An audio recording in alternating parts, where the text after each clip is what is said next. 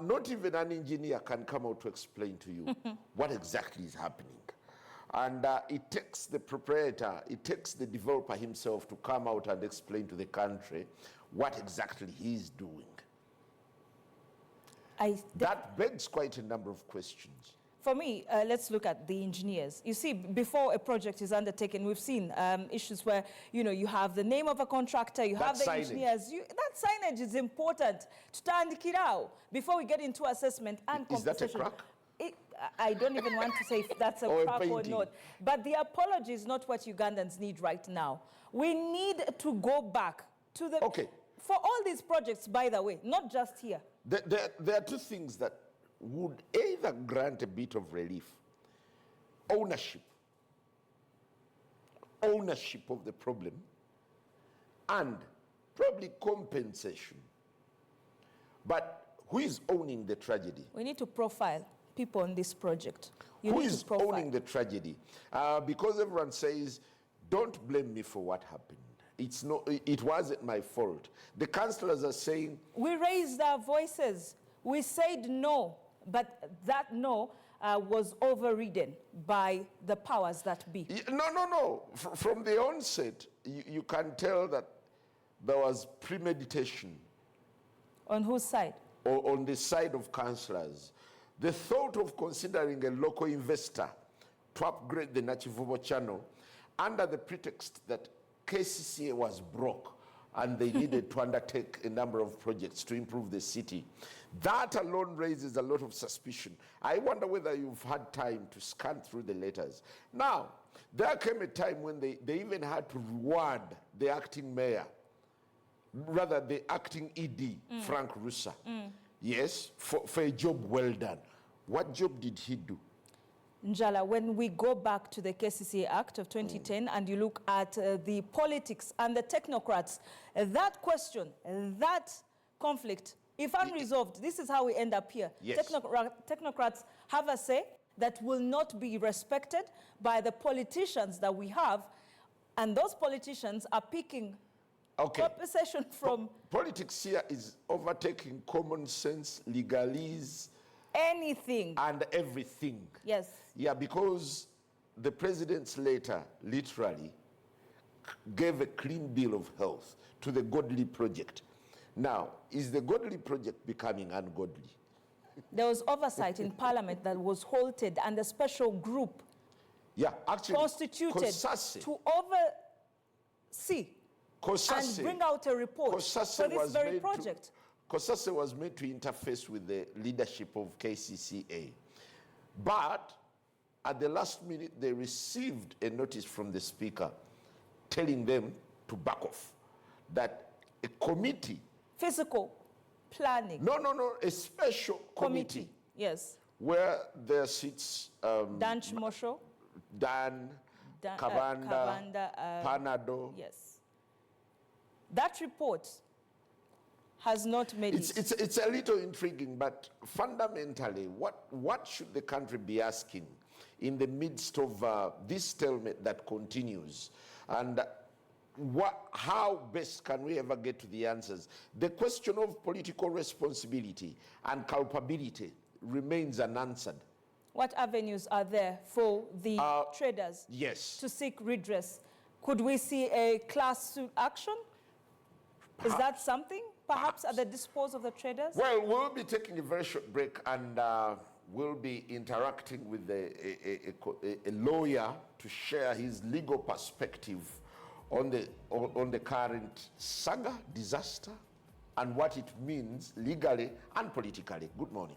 Welcome back. While the Nachivubo story continues to unfold, we want to take a deep dive into the legal issues that could be emerging and how best they can be navigated as traders contemplate dragging government to court.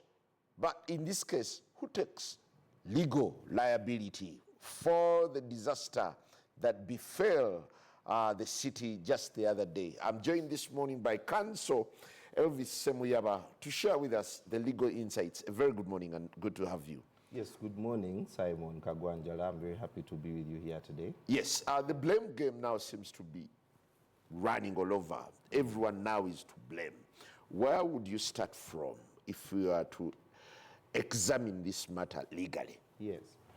I think you need to start from the letter that was written by the president to the prime minister, where he clearly mentions to the prime minister what Ham is trying to do or wants to do, and he ends by saying, I approve of those plans, asking the prime minister to make sure that Ham is granted the property and that his constructions really ensue, all right? And you have to look at how the prime minister's lead of government business and the chairperson of the National Environmental Management Policy Committee was supposed to handle the approvals to Ham. The law creates various entities, including NEMA and KCCA in this case, that are supposed to deal with issues that affect the environment, that are also supposed to deal with issues regarding fiscal planning and development of the city, all right? And when you look at the KCCA Act, when you look at the NEMA Act, even the Constitution, NEMA was supposed to, Ham was supposed to go through some certain procedures. For example, he was supposed to carry out an environmental and social impact assessment to really show, yes, the ESIA, to really show how the development or construction of the drainage is going to affect the environment and how the risks are going to be mitigated. I do not know if this was done. At least there is no evidence that this was clearly done and that NEMA saw and that NEMA approved the ESIA, all right? KCCA in one way or another is also trying to say we approved or we did not approve, but if you want to look at the legalities, you want to look at which government entities were supposed to authorize this, number one, and I think NEMA had a part to play in approving the environmental impacts or assessments of this project. KCCA... NEMA has come out. Yes. NEMA has come out to distance themselves, they said. They are yet to license or to issue a clean bill of health onto this project. Yes. So they are clean? No, they are not clean. As the entity that is supposed to manage and control the environment in the country, they have functions. And one of those functions includes, like I have said, approving environmental and social impact assessments for projects that have a risk of damaging the environment, which actually this one was one of them. If they are distancing themselves and saying, you know, we were not approached, again, they had a duty to fulfill by, they have the powers, all right, and the authority under the law to go to Ham or whoever was constructing this drainage and say, please, you have not received the requisite, the required approvals from us, so you cannot continue.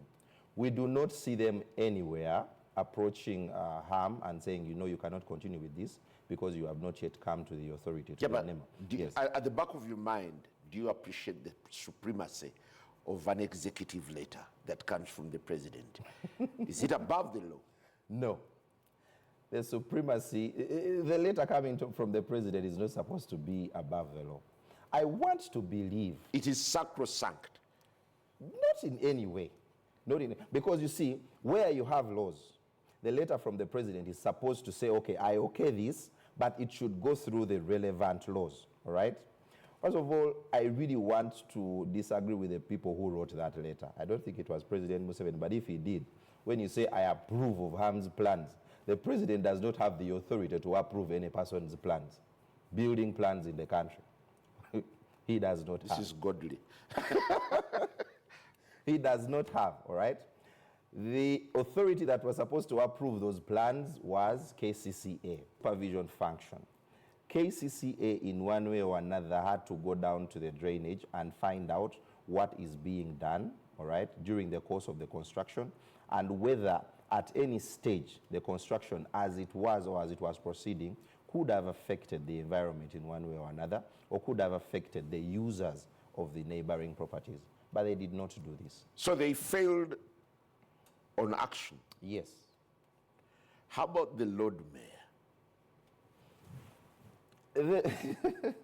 I have seen the Lord Mayor distance himself in one way or another from this, all right? But in his official capacity as the Lord Mayor, you want to exonerate him in one way or another, because you know the way the KCCA Act functions.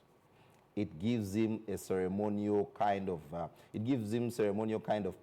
When you read the KCCA Act clearly, you see that the power to do physical planning or to control or to authorize or to manage urban development, the power, the executive power, the absolute power actually lies in the office of the executive director. So you may want to exonerate Lukwago in one way or another. Yeah, but political responsibility. Yes. Political responsibility, does that... Afro.